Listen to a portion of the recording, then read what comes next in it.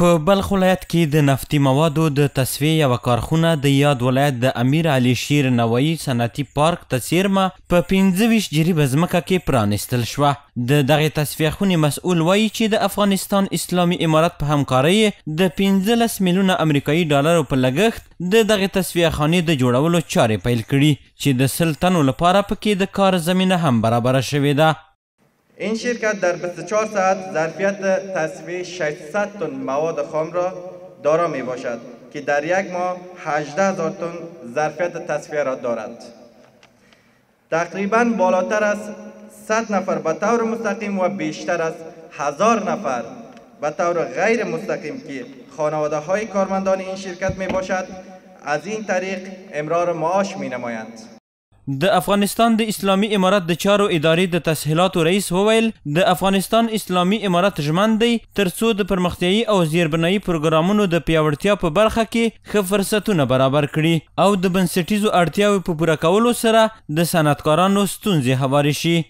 12 جریبه شاوخوا ځمکه یوازې صنعتي پارکو ته وقف کړې ده. په دې کې 20,000 جریبه د مزار ښار لپاره ده، بلخ ولایت لپاره. په ورته وخت کې د بلخ والي د پانګوالو او صنعتکارانو د هڅو ستاینه وکړه او له ټولو پانګوالو یې وغوښتل ترڅو په خپلې پانګونې سره د هیواد په لا پراختیا او په ځان بسیاینه کې خپله رول ادا کړي. دا د حکومت مسؤلیت دی ځکه دا وعده کړې ده، دا وعده د خپل ملت سره کړې ده چې اشغال به ختموو، امنیت به راولو، شرعي نظام به راولو، اقتصاد به پیاوړی کوو. اقتصاد په صنعتکارانو په ملي تجارانو کېږي.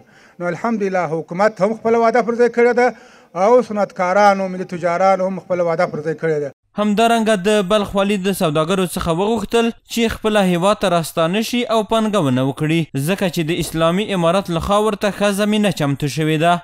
پر ټولو ملي تجارانو چې هر ځای دي په هر ملک کې دي رادي سي او خپل ولایت هر ځای چې دي په افغانستان کې بیا بالخصوص شمال ته د بلخ ولایت د لیبه دې ته مځکه ورکول کېږي، برق به ورکول کېږي، ټولې اسانتیاوې به ورته برابرېږي.